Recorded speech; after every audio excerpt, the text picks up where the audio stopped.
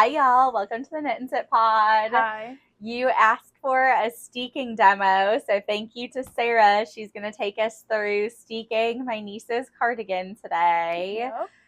So I'm going to let her drive on this one, and I'm observing just like y'all. And I know we had a friend comment that this is what nightmares are made of.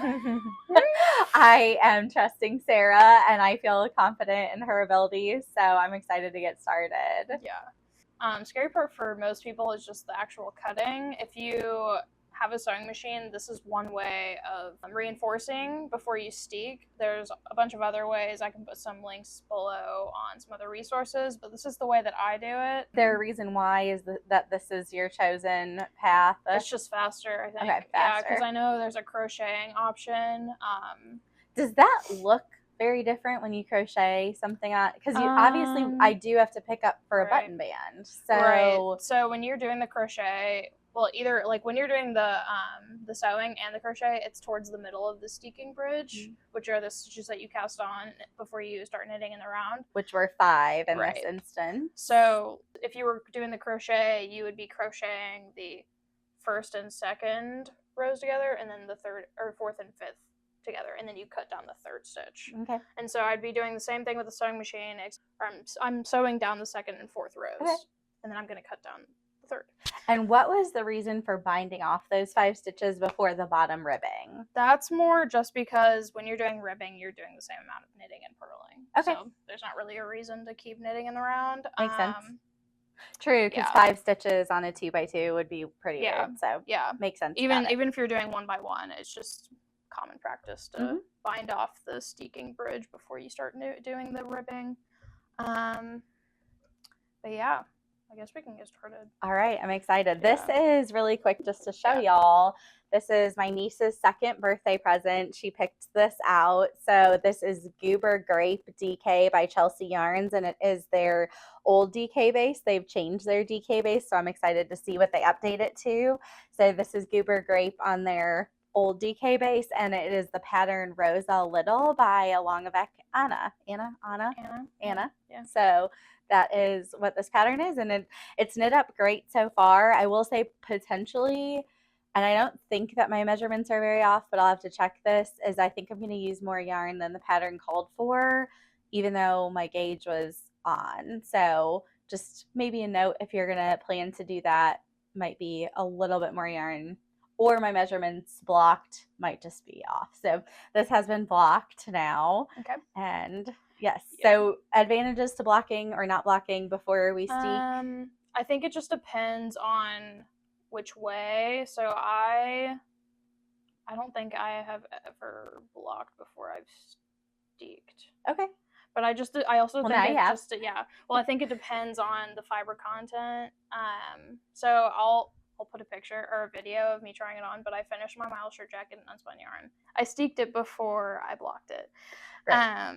This is a super wash. I know yours is obviously not. It was unspun, so we'll see. I think it's with superwash. It's like not the same as like a non-superwash, obviously, but if you do it correctly, I think it's fine. Especially with the button band being attached. So. I'll of course block it again after I do the button band. But this gives you at least a better picture of the sweater pattern if you're thinking of making it. I know a lot of people also, after they steek, they'll put a ribbon on the inside to cover the cut edge. So if you want to do that, you can do that too. I wouldn't begin to know how, but maybe we can talk about that. That sounds usually people just like hand whip stitch it in the inside so you can't see it on the front. But I have not done that. Okay. But I might opt not to. Well, I'll usually what I've done. So two of the things I've steeked, I'll cut it and then I'll fold the raw, the cut edge in like so it's covered by the folded edge. But I can show you that too. Okay, we'll look at that after.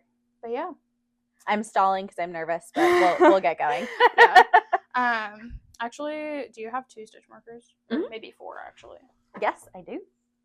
I just want to show the rows. So I'm gonna find the middle Steeking bridge stitch. So this is first 1, 2, 3. I'm gonna stick that there, and then I'm gonna follow that row all the way to the bottom. Do that there. Right. You knit this top down. So. It was top down, yeah. Yeah. Okay. So let me move this over. Okay. So I have the middle one. So this is the one I'm gonna cut. So I'm gonna remove these before I cut. But so I'm going to sew down the rows of the stitches right next to this row. So I'm gonna do the row right next to it, and since this was top down, it's gonna be like upside down for the way I'm looking at it. So I'm gonna do this one right here. Okay, so the row next to the middle one that you marked. Got it. And then usually when you're sewing for steeking, you'll do a zigzag stitch. So I have a zigzag stitch button on my sewing machine. And you want to do the width or the height of the stitch. You want to make it lower. Okay. I have a Husqvarna Viking Jade, if anyone cares. But yeah, and then you just go down. And so when you're sewing it, it's kind of zigzagging across that middle stitch, or that side stitch of the middle stitch. So it's kind of like bringing the V's closer together. You just want to make sure that you're going down the same row the whole time.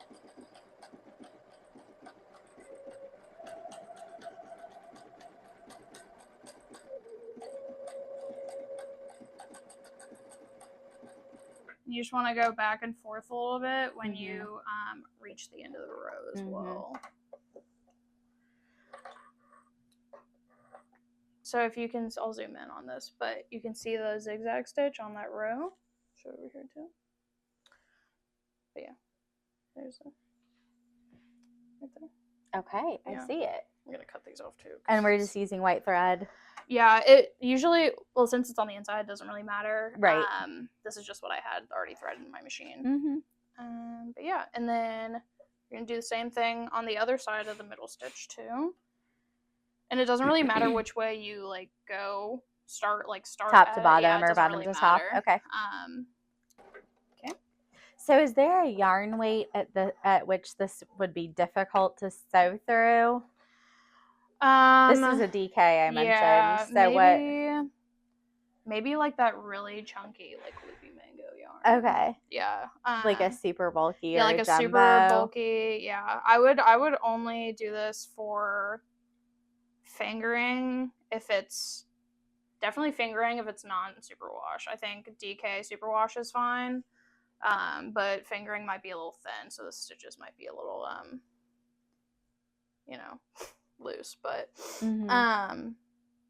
yeah, definitely not like super bulky, but I've used the Sandisgarn Frittitzgarn, but it's only a 2-ply and it's woolen spun, so it's pretty airy. But yeah, that's the furthest I would go probably. So down to a fingering and not past a bulky. Yeah.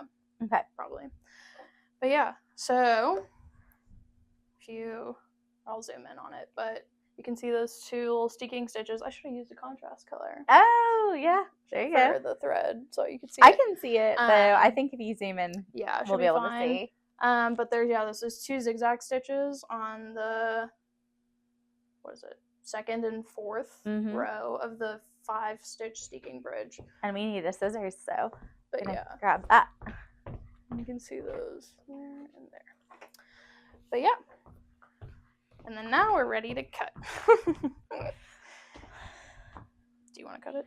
I don't. Okay. So basically, you just want to go down that center row. So since this is top down, it's going to look like an upside down V for me. Right. So I'm going to go through, just cut right down the middle.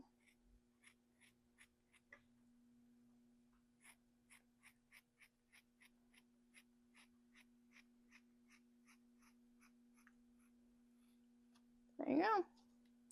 So what I was talking about where you fold it under. Yes. you can just, since you did the 2 sewing, pieces. yeah, it's pretty cool. But you can just fold this folded edge Okay. till it's in line with the start of the steeking bridge, and then fold it over again.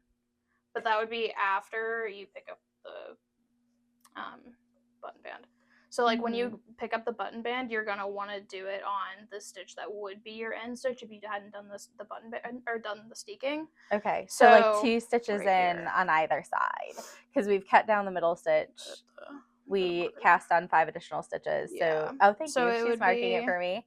It would be here, Thank you. this row, and then I guess I can do it. Right, because I'll be. It would be. It doesn't matter. I'll do it. I'll figure it out either way. Yeah. But in theory, I get that 2 in. Mm-hmm. So yeah, the edge stitch that would be your edge stitch if you did not do the button or the steeking bridge. Okay. So I'm gonna ask a dangerous question here. Yeah. So, and I won't plan to do this. Definitely, and you tell me not to. Okay. After I pick up for the button band, right? If I decided that was a whole lot of edge piece, a whole lot of seam that was going to get folded under, could I cut that since I picked up into the knit, or is that would not super scary? Okay. You could also, so instead of that, you could do the ribbon thing like I was talking about. So it would be only 1 layer. Okay. Or, so what I did with my Miles shirt jacket is when I picked up the stitches, I had this folded. Right. And I picked up through both layers of fabric. Okay. Okay. That actually sounds like a very reasonable. So then it like folds on its own. So yeah, that's what I did, and it'll just fold over. And then if you want to put a ribbon, I can help you do that too. The one thing about steeking that a lot of people are concerned about is the bulk. Right. But yeah, usually if you pick up through both, I think that sounds like a really reasonable, way to go. Right. Yeah. I mean, I think for superwash you would want to cover this edge. Okay. So I can help you do that. Okay. But yeah, I'll put some links to other ways how to steek in the description box. You can also, if it's non-superwash, you can also felt it with like a needle felting thing. I haven't done that. That's cool. But yeah, that's really it. So I like it. Okay. Yeah. Well, I think it's going to be really interesting to see how it comes out after I pick up into it. I'll definitely be picking up so that it folds naturally. I'll pick up through both layers. Yeah. Well, kind of naturally. If you do end up picking up through both, you can still like fold this under. I think that'd be fine. But okay. Yeah. And when we folded under, you said just like hand stitching ribbon. Just hand. Yeah, you can just hand, or if you're only using the ribbon, either way, when you whip stitch it, which is just like going around and around instead of going this way. Would there be any advantage to just sewing it down right now, folded under? You would be able to see it on the other side. Right. Right. But like when you're hand sewing it, you're just grabbing like some of the plies. Oh, from under. Okay. Right, from under here. So if you're only grabbing from some the wrong of the plies side of the the inside of the cardigan, then you're not going to be able to see it I on get the it. outside. So, okay. I was picturing you were okay. Yeah. Now I get it. Yeah. You wouldn't want to do and that. Same with the ribbon too. If you're putting the ribbon down, you could leave this up and then do it this way, and then when you fold it over to do it on the inside, like whip stitch it down on the inside, you would only grab a couple plies. Okay. And it doesn't need to be like super, like the stitches don't need to be super close together because the ribbon has its own edge and isn't gonna like fly off or anything. Well, maybe we should try the ribbon then. I wonder if that might be good. I think so. Especially for this. And for a kid, that's what I'm thinking, having that reinforcement. Yeah. All right. Well, I'm really excited to see how this turns out, and definitely glad y'all were here with us. Yeah. I've done it a couple times now. For this terrifying adventure. I have a couple more steeking projects on my plate, so 3 to be exact. So, Ooh, okay. But yeah. Wow. Very Yeah. cool. Well, maybe we can explore some of the different ways to Mhm. do Yeah, it true. with the other ones, like if there's a felting or The crochet one, crochet. yeah. So Sounds we'll good to see me. how that comes together. But I'm Yeah. excited to see this get finished, and I've got adorable little buttons for her. So Yeah. we'll be Nice. showing that Cool. coming up. Awesome. Well, thanks for tuning in, y'all. Yeah. Thanks. Cheers. Bye.